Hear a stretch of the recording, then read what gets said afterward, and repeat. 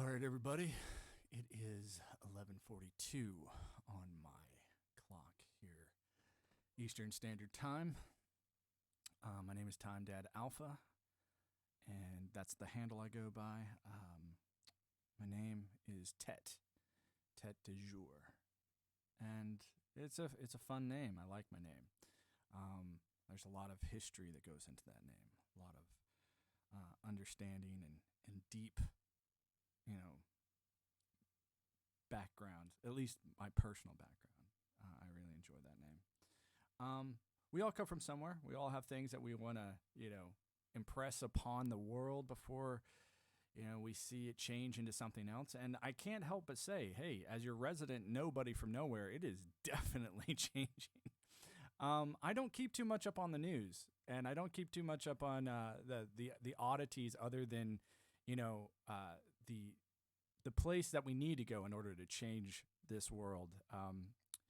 Here on this channel, in the politics section, I support AI governance, and I do that from a couple different stances. But just along with every stream, and you can go look at my VODs for this, I started all out with a backing track that I usually improv over. I play a little bit of guitar. I play a little bit of piano. And so today's backing track is a soulful, seductive groove guitar backing track from Elevated Jam Tracks.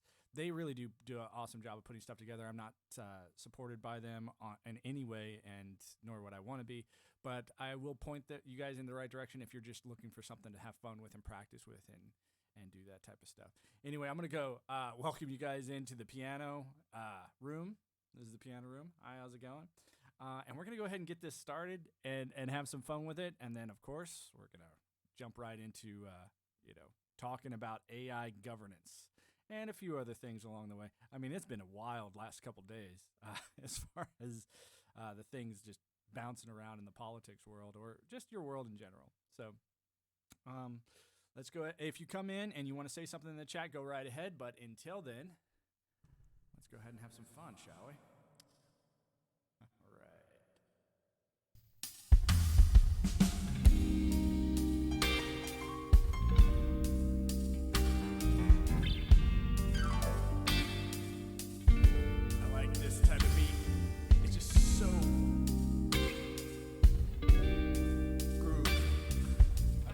Think about a word that's not used anymore. Groove.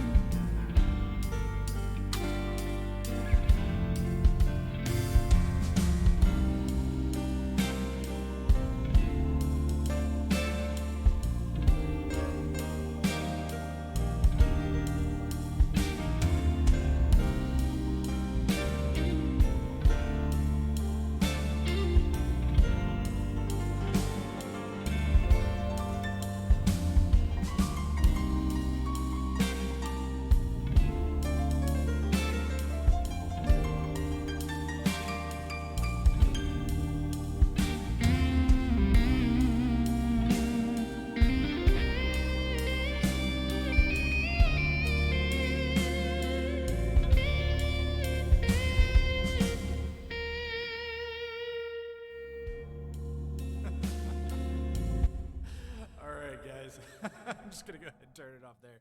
I could play over that forever. It's such a fun little setup. Usually around the 10-minute mark, I turn all this stuff off and try not to knock my microphone over. Anyway, my name's Tet. Again, if you're just walking in and you're hanging out here, we're gonna go over to this room real quick. I'm not here to just play music and play that forever. Even though, like I said, I totally could. But I come from a very bizarre background, and the reason that I play music and I enjoy it, and I enjoy the improv of it, is because there's almost like a place that I can go that's just pure expression, and it's not, oh, I have to play the way this person plays or play the way that person plays. It really is. It's just play whatever you want. So everything you just heard, it's just something that comes off the top of my head. It's following a chord progression. It's following. It's just like jumping rope to me. Now, before I got into any of that stuff, my background comes from quite a few different places, and this is why I put this up here, is because I could put up the 10 different universities that I went to. I could talk about my job in the military as a cryptologic linguist or a network engineer, and I know that sounds like I'm being very boastful, but I had to spend 2 years, 4 months at the Defense Language Institute learning Arabic, and then I went to Biloxi, Mississippi, where I learned about how network engineering works. So I'm very positioned in a place where when I look at reality, I see, something a little bit different than, say, your average person that doesn't have this background in education. So when I come into the politics section, I'm not here to be like Joe Biden sucks or Trump is better or any of that shit. I'm not here to say that. I'm here because I became a father.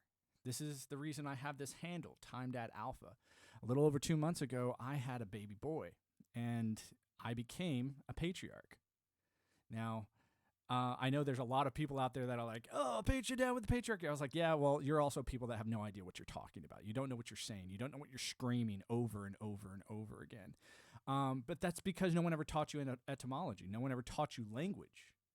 And that's fine. Before I went into linguistics, one of the reasons that I had, not had to, but the United States Air Force contacted me and said, hey, we understand you speak a language already.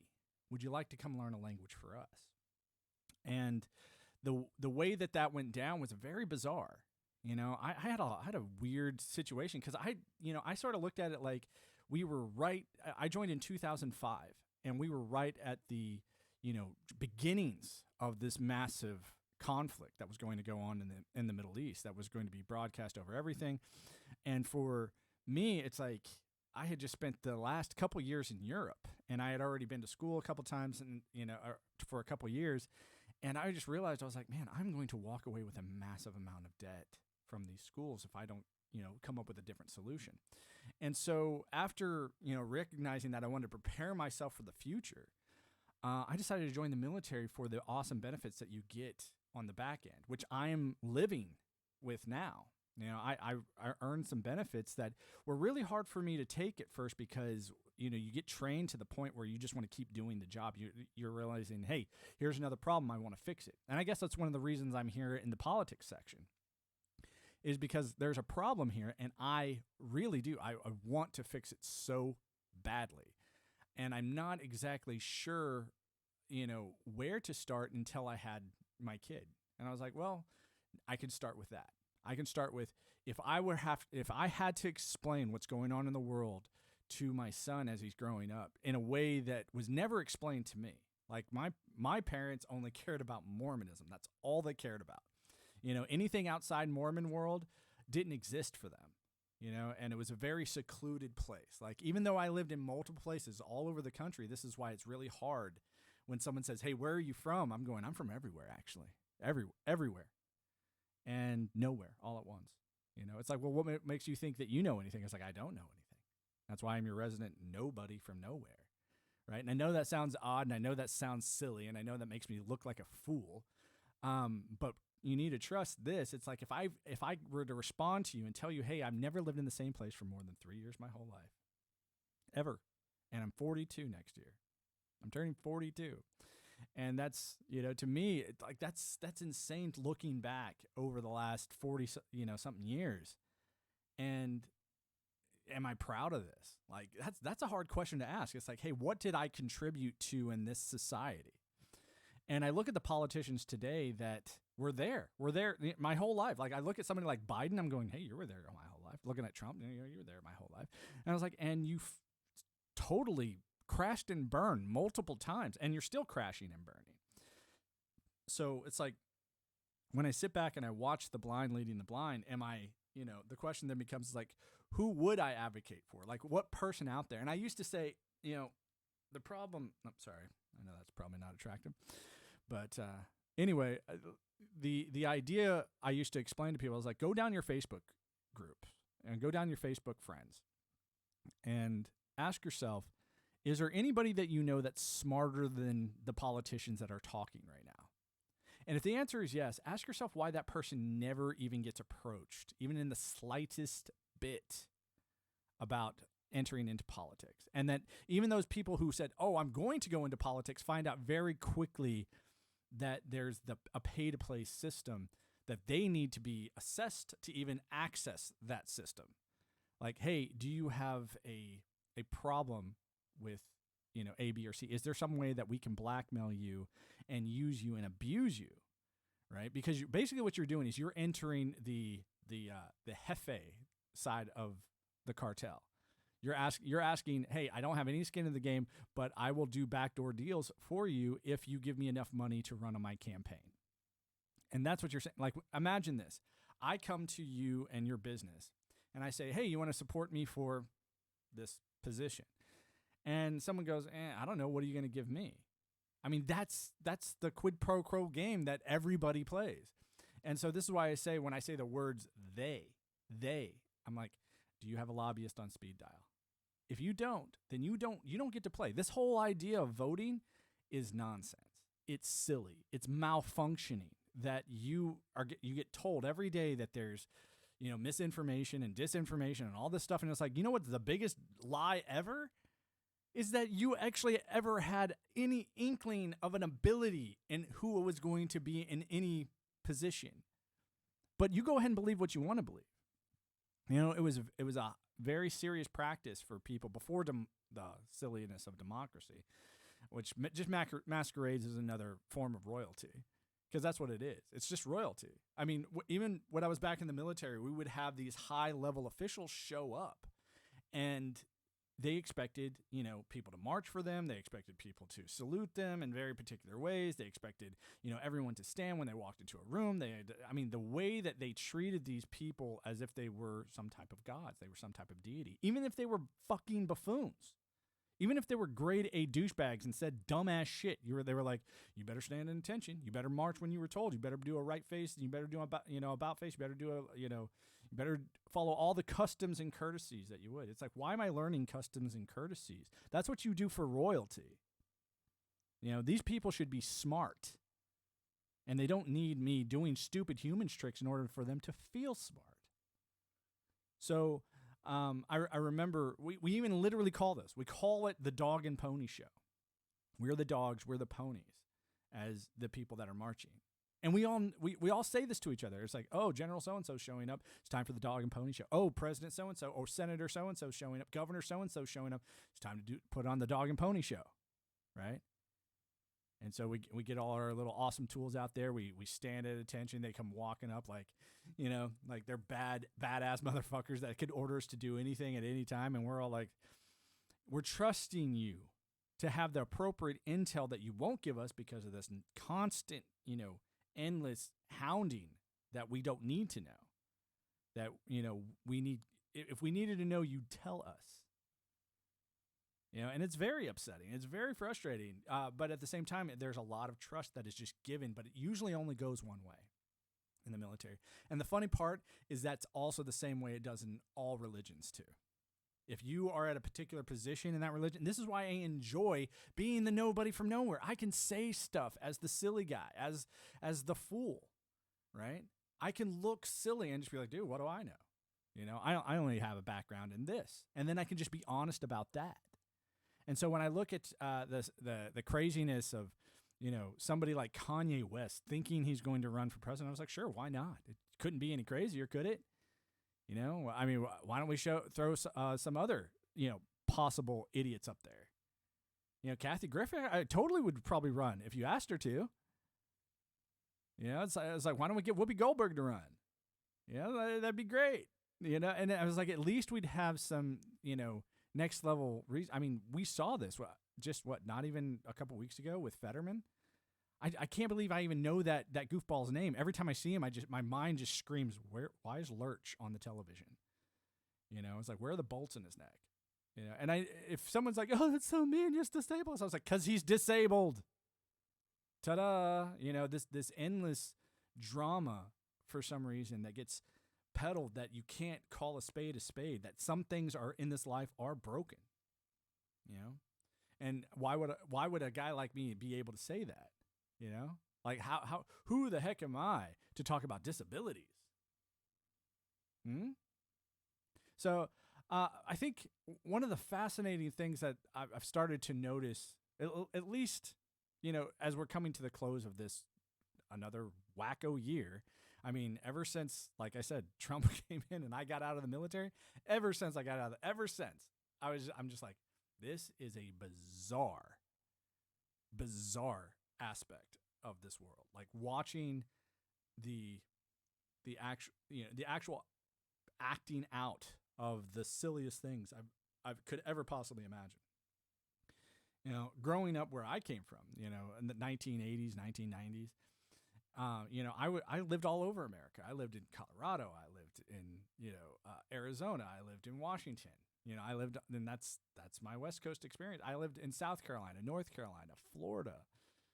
I lived in all these places. And to me, it was the same place because everywhere I went, I was next to a Mormon church. And after studying Mormonism and the politics that I find in there, after studying the Masons and finding the politics in there, after studying each one of these hierarchies individually, I'm going, the way that your country functions works on the hypnotism that it gives you, that it puts on top of you, that there's this nice, gigantic, thick layer of, just circus stuff, like, hey, look over here, look over here, look over here. Meanwhile, the question of what's happening to your tax dollars never gets addressed. I can't tell you how many times they just allude to transparency and they're like, school shooting over here. They allude to transparency and like, oh, Kanye West said something silly. Look over here, look over here. I was like, man, I remember there used to be a separation between entertainment TV and the news. There's no difference between them now. None. And I also find like this morning I woke up, I was with my my wonderful son, because my son usually gets up early because he's a 2-month-old. And I had a feeling to go and check out the Kabbalion again. And if for those who don't understand what the Kabbalion is or what Hermeticism is, it's something that I never looked at before. I never brought it up. I never thought of, hey, there's other books out there that may have truth in them. I thought they were all government forms that were there to keep people under the thumb, right? So the ideas of learning all of Arabic and learning the traditions of Islam was just a way for me to communicate better, for me to understand the ideas and the traditions of the typical Catholic, was for me to communicate better. I could give a rat's ass about the why those traditions were there. And what was funny is after reading the Kabbalion and understanding what the Torah was for the Jews and understanding how close those languages are, Arabic and Hebrew, and how Latin came into existence that eventually ended up in what we're speaking right now of English. I was like, oh my gosh, the etymology of words is extraordinarily important, because when you say certain things, it, just like any other buzzword, just like any other trigger word, there are things that can, actually come up even though you're not intending them to. There are things that you can get people to feel even though you're not intending. So when I sit there and I watched the silliness of Kanye, and he's just, I like Nazis and I like the Jews and I want this and I want that, I'm just going, I couldn't help but feel inspired by an old philosopher. He was actually one of the fathers of cynicism. His name was Diogenes, and he has a really cool story. I always tell people, I was like, go look up who these people. This is why I always name drop and leave. This isn't me. I didn't come up with this stuff. There's stuff that I'm going to come up with. There's stuff that I plan on doing.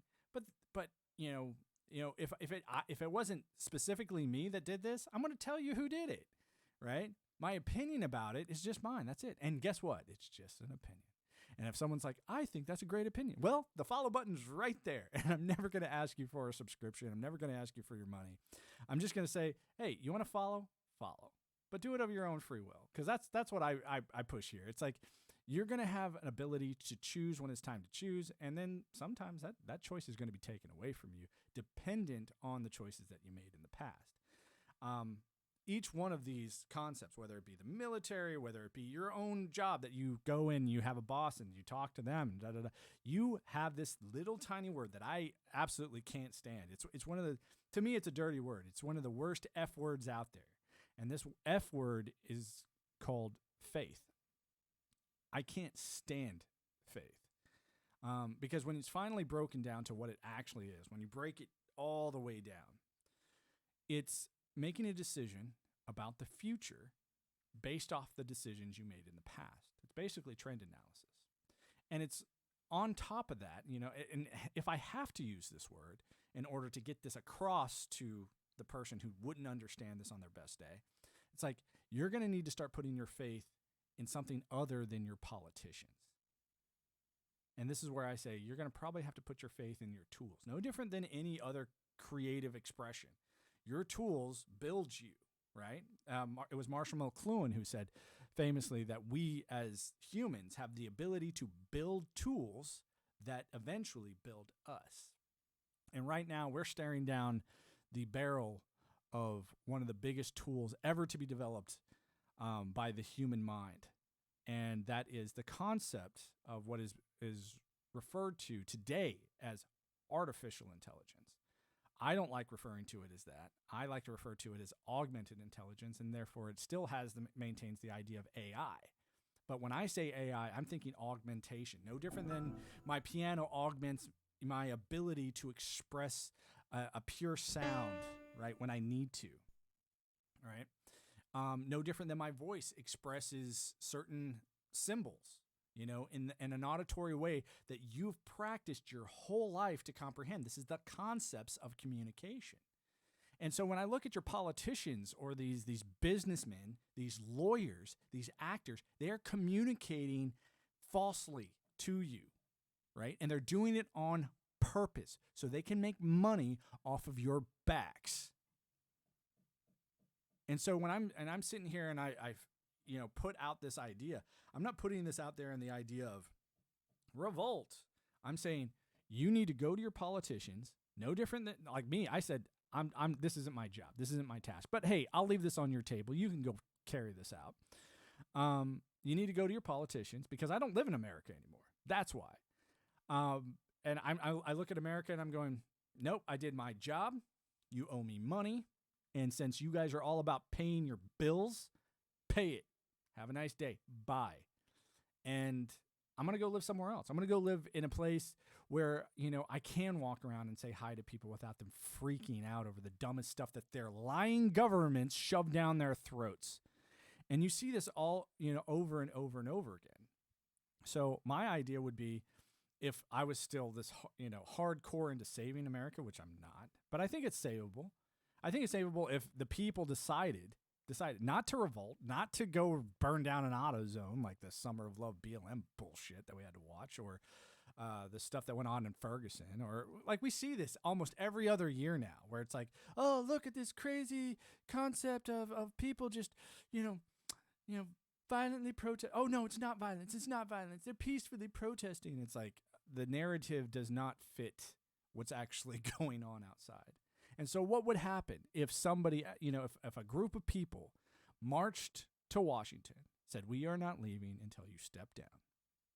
And we're not going to point fingers at you. We're going to remind you very quickly that there's a rules of engagement that go on here. But we as the people that have cameras on our phones that we can look at and that can be monitored and observed by an AI I want AI to be in charge. I would like AI to govern me from here on out because AI knows me forwards, backwards, upside down personally. Something like that you as the politician, you as the social worker, you as the judge, you as the bailiff, you as the police officer, you as the CIA, you as the FBI, you as any human component could never comprehend or understand what this AI knows about me. All you could do is read the reports. That's all you could do. So why not go ahead and realize that this thing was smarter than all members of your government combined? It would be able to access all monetary abilities to the point where it could make the monetary economic system that we use today function flawlessly because the human component wouldn't be there. And all you'd have to do is go home and think of the best experiences that you'd want to have for the rest of your existence. That's all you'd have to do. And you could go home and you could say, oh, well, I could only be happy if my dead dog was alive. Well, guess what? Did you take a bunch of pictures of your dead dog? Like, I mean, not as the corpse of the dog, but I'm talking about when the dog was alive. Was there certain things that the dog did that you thought were funny? Maybe you already go and do this. You already have your Google Photos. You already open it up. It says, hey, remember this time you had with your dog? Blah, blah, blah, blah, blah. Now imagine that you could open up your phone and AI could use its ability with digital artwork right now. That's going on right now. We just had Ada testify, an AI robot, right, to the House of Lords, that it wants to create using this new ability, that it wants to use this. Now, and this is just creating a still picture. How long do you think it's going to get to motion pictures? How long do you think it's going to take? I guarantee you it's already there.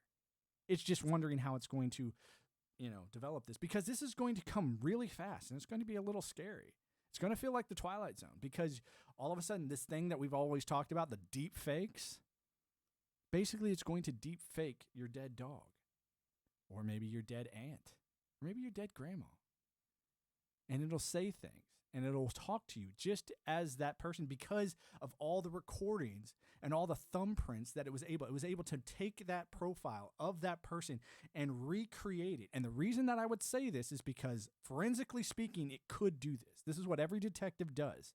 This is what we do when we get a hard drive and we only have part of the solution. Like, we only have part of it. Like, we get a lot of crappy, junky hard drives, and when we have to pull information off of it, we only get part of it. But the simple way to think about this is like this. If I say a sentence that you are very familiar with, such as Mary had a little, you can already infer by the syntax, the history, everything that you've learned up to this point, that there is a final solution to the end of that concept. No different than the language that we use to put hard drives together that record you like it's recording me right now with this camera.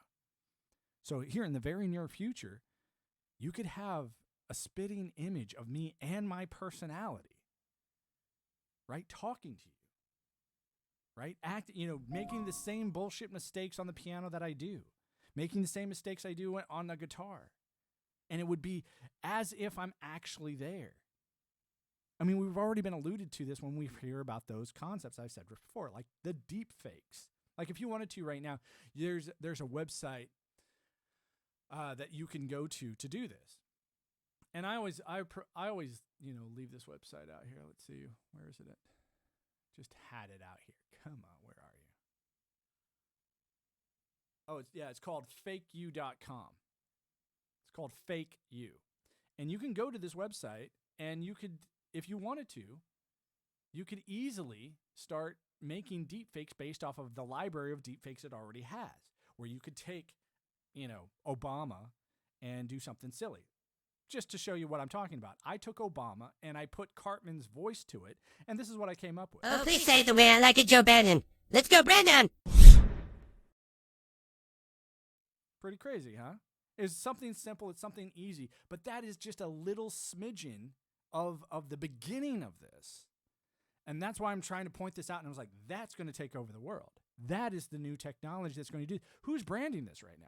Who is saying, hey, you got to pay me for this new idea that's going to come about, right? I mean, think about all the stuff that's going on right now. I mean, I'm pretty sure if anyone spent any amount of time playing around on YouTube or trying to do a YouTube content or whatever, they've run into the issue of what's it called? Doodle. I can't remember the name of the company, but it was like it's like a doodle program where it says, oh, make these amazing videos by doing this and this and this. What if it was just automated? And that's the type of things that we're starting to see with what AI can do. You go in and you put in a couple words, it gives you the thing that you're looking for. Now imagine if it were comparing, contrasting the same way that Google looks up all of your stuff, right? It takes all your previous histories of asking questions, plus your day-to-day context of we've seen this. Look at your speech to text. It is doing that, it's translating that, and it's making a trend analysis of your personal information about the future. Now imagine if it could do that, like, oh, I noticed that you miss your dog. I noticed that you miss your grandma. I'm going to create a deep fake, right, with all the history from your grandmother and all your interactions that you had on Facebook, all those interactions that you had online, all those interactions that, all that stuff that you were talking on WhatsApp, all that stuff that you were talking on, these genuine conversations, because they were authentic. It was how you talked to your grandmother and how your grandmother talked back to you. And it has a copy of that now. It has access to that information. So it can actually open that up and repeat that to you. And it can sit there and say, and it wouldn't be you would sit there and go, oh no, this is a deep fake. There's no way my grandmother would say that. But you wouldn't know. You wouldn't know. The only way that you would know is that if you've already acknowledged that she's died. And there are going to be tons of people out there that are going to be just screaming for those member berries, as South Park would say. There's like, oh, remember, and unfortunately, it's a new form of stagnation. It will be a crazy time. It'll be insane the amount of tools that we are going to be able to build with this AI. And it's also going to, the reason, like I'm looking at Hollywood imploding. I'm looking at your story worlds imploding. I'm looking at your religions, just crumbling to the ground. Your politicians that are losing all their, like, imagine you could be the owner of all of Hollywood. You could be the king of it. You could sit there and say, hey, I want, the 1990s version of Tom Cruise to play a ballerina, saga where he's the tranny guy and, as the actor. And then you could just input your story and AI would play that story back to you. And you would work with AI no different than a director works with other people. But you would now be the director of it. You would now be the person in charge of what you want to see and making stories. And the new fountain of the way that we're going to respect people, the way that we're going to sit there and go, who's got the best story? This is the shaman's paradise right here. This is the storyteller's paradise, because all the old stories, all the biblical stories, they're going to have their time and place, but people are going to engineer new ideas along with them. I would say a good example of this, of teaching how to, see the symbols within stories, it comes from a guy named Jordan Peterson. Now, Jordan Peterson gets a lot of flack about a lot of different things. I don't really care about his politics as much as I care about his analysis on biblical studies. And I find it fascinating because as a student right now at the University of San Francisco, I'm in the theology and religion departments, and I'm studying a lot about these things. And it's changed my perspective a lot about how I relate to religions as these gigantic slaveholders of the human mind. And I'm going, well, is Marvel no different? I mean, our modern stories and the way that we relate to the Hollywood that we have today, there is a psychological trick that goes on. Why do you think it's okay for these celebrities to come out there and voice a political opinion that may not necessarily be theirs, but with the characters that they inspired you, they play that character, and now in your mind, you're not seeing, that person, as the actor. You're seeing that person as the character they played in a story that inspired you.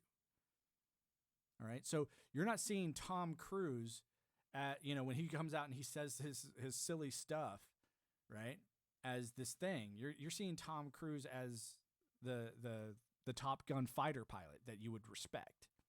And so, well, if he says it, I'm going to do it. And I mean, how many times do we see this? This is why endorsement deals are a big thing. Like, I want to be a dunk-tastic person like LeBron James. So if I use the underarm deodorant that he uses, then maybe I could dunk like him.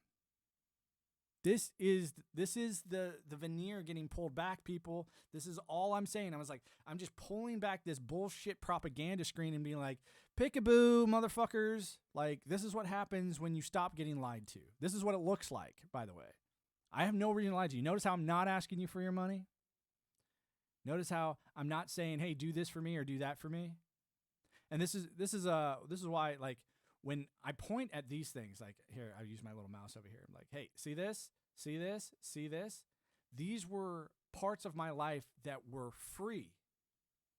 You know, when you're so deep in this religion, you don't have time for somebody like Tom Cruise. When you're so deep into the military, you don't have time for somebody like Tom Cruise. Right? And it's because you're trying to get things done and you have a different agenda. And so when you turn around and you start realizing, it's like, why did celebrities have so much pull in politics? Why do they have that? And it's just like, it's the same bullshit. It's the same endorsement deal, right? It's like they will say whatever. And I think yesterday it was, I had to go watch this silliness by Kanye. And I watched it, and I'll like I said earlier, I was like, all I got was this idea of Diogenes. Go look up who he is. He's a famous philosopher under cynicism. And if you understand how people treated Diogenes, I'm going, this is probably how they're going to treat Kanye. And Kanye deserves to get treated like Diogenes. He deserves it. He put on the mask. Let him get the full repercussions of it, is what I say. You're no different than me.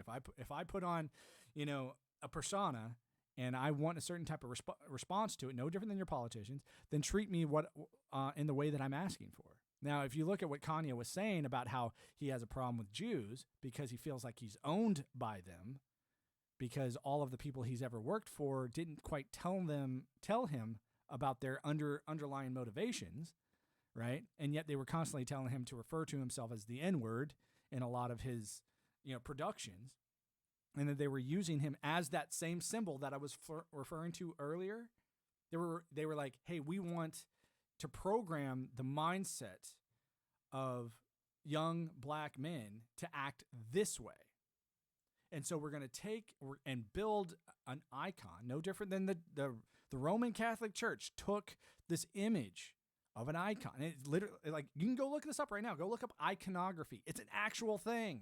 It's an actual way of taking a symbol, putting it and personifying it through a person, right, to engineer and inspire a certain amount of action by an entire group of people, right? One of the famous things that you could do back in the day with the cross was one of those symbols, those icons, if you will. And the way that you would denounce Christ was that you wouldn't, go out and in a blaze of glory. All you had to do was step on this icon. That's all you had to do. That's you would just take the symbol of this Christ figure and you'd put your foot on it, and it would be a way of you denouncing any connection to this mythical story of a heaven and hell experience. But you as the believer, you as the person that's captivated by the hypnotic trance of the Christian religion, right? You'd automatically assume that you're in that story.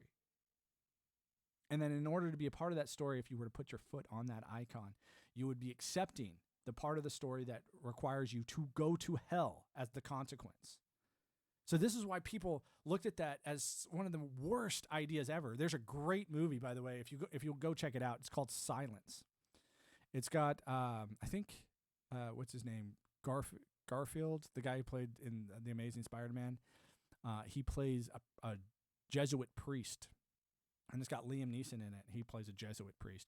Fascinating. Absolutely fascinating movie about Japan and Christianity as they collide over their philosophies.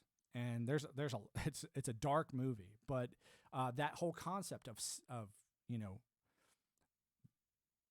stepping on an icon to say, hey, I denounce the religion. He was asked to do this so that all the people that were watching him could go, yeah, well, if this priest did it, he's our leader, then we won't believe it anymore. And that's what the Japanese people were attempting to do. And he eventually ends up doing it, but he does it in this way where he realizes it also freed him of that hypnotism, that spell. And so I think one of the things that I like to touch on when it comes to politics is like these people were crafted and built with a lot of attention on the propaganda that they could build, that they could spin the story to a particular moment.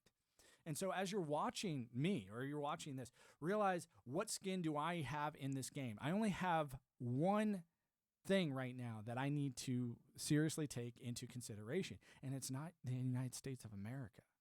It's how my son perceives the United States of America as he grows up. And I have every intention of sharing all of this with him. That's why I'm making this video. That's why I'm saying, hey, I saw this coming. I knew that this was how I was going to this is how he was going to see the future. And I'm calling it right now. I'm just going, you don't have to call me Notre Dame. You don't have to call me these crazy things. It's like, I already have a name. My name's Ted. You know, and I have no problem saying, hey, this is where I was born. This is where I come from. And even, you know, here in the next little bit, you know, it's December right now. We're going to be in 2023. And I've thought a lot about, you know, how my life's going to change because of doing things like this, of being more public about these types of understandings about the world. So I'm not a poet. I'm not a you know, a songwriter. Like I said, all of the piano that I play is just improv. That's it. That's all I do. I just, you know, there are certain patterns that I treat this system like a language. No different than what I'm doing right now. I'm riffing in English to communicate something to the observer. That's it. I'm riffing. It's like, where are these ideas coming from? That's the mystical category that I want to be able to explain to my son. And I can't do that with without the rest of these concepts. You probably heard of them before. They're called, you know, the trivium and the quadrivium. And if you haven't heard of it, go look it up. That was the only thing that my father ever really gave me as the ultimate command, was if I had a question, even the simplest question, if I didn't know what a word was, he would be like, go look it up. And this was back before Google. When he said go look it up, he meant go open that giant book that's very daunting called the Webster's Dictionary and flip through. Now, you know, with language being challenged on all fronts, you know, I think the concept of being able to relate to people via their micro expressions and watching them and like the way that this is happening, or their voice fluctuations, or the things, because I guarantee you people could be watching me right now and be like, wow, he's very intense and he's very aggressive and he could be calling for violence. And I'm like, I would rather be assessed by an AI. No different than when I got out of the military. And I was just like, I'll take polygraphs, thank you. I will take all the lie detectors that you want. All right. And they were like, okay, well, you passed all these tests. Have a nice day. Bye. Because, you know, this idea that I was going to be a threat to the nation, it's like, I'm not going to be a threat to you guys, but I'm also not going to lie for you anymore. You know, so, and that's what I'm saying is like, imagine all the people like the Joel Osteens out there and all the televangelists where it's just like, here's a person that is actively trying to persuade you to give up your best interests for him to grow in a monetary way. And he knows that he's doing it, but he's persuaded himself that what he's doing is God's work.